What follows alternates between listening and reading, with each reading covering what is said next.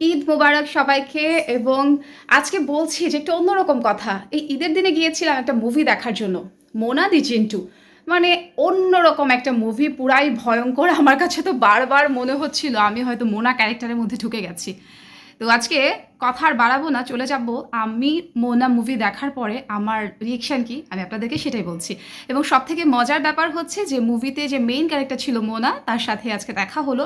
এবং মোনা মানে অসাম, খুবই চমৎকার অভিনয় হয়েছে।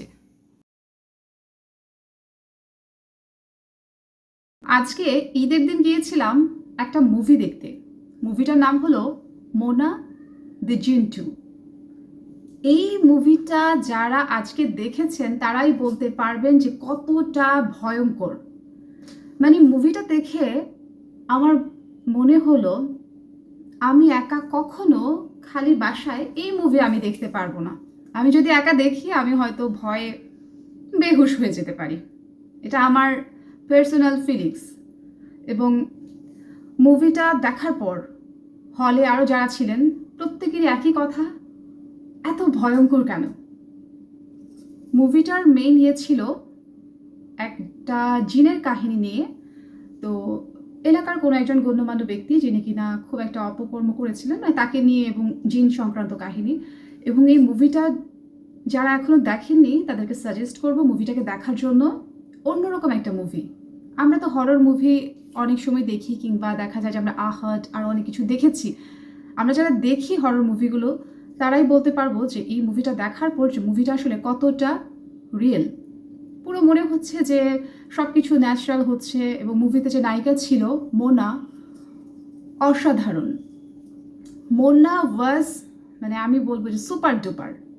মোনার ক্যারেক্টার, মোনার কথা বলা এবং মোনার যে এক্সপ্রেশন ছিল, আর তার সাথে যে মুভির সাউন্ড, মনে হচ্ছিল যে সব কিছু আমি ওই জায়গায় আছি, কোনোটা জিন আসছে এবং জিনটা হয়তো আমার উপর ভর করছে। মানে আমার কাছে বারবার মনে হচ্ছিল আমি হয়তো মোনা ক্যারেক্টারে ঢুকে গেছি।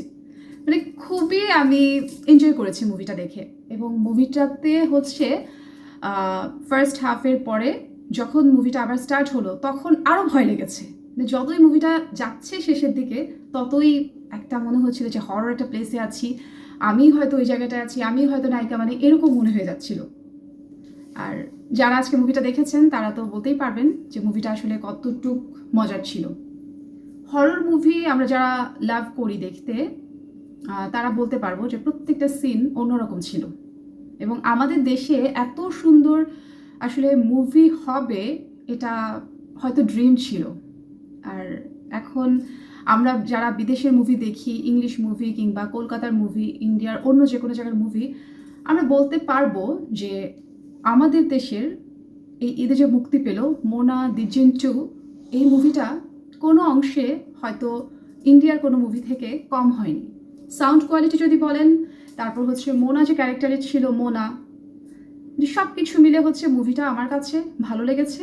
এবং আরেকটা কথা না বললেই না, মুভিটা যখন আসলে প্রচার হচ্ছিল যে ঈদে এরকম একটা মুভি আসছে, যখন প্রথম প্রকাশ পেল তখন একটা কথা শোনা গেছিল যে এই মুভিটা কেউ যদি একা দেখতে পারে তাকে হচ্ছে 1,00,000 টাকা পুরস্কার দেওয়া হবে। আমি আজকে ভাবলাম আগে হলে গিয়ে একবার দেখবো, তারপর একা দেখার চ্যালেঞ্জ নিব। কিন্তু আমার এখন চ্যালেঞ্জ নেওয়ার শখ আসলে মিটে গেছে। আমি এখন চিন্তা করছি যে না ভাই, আমার 1,00,000 টাকার কোনো দরকার নাই। এই মুভি আমি কখনো একা দেখতে পারবো না।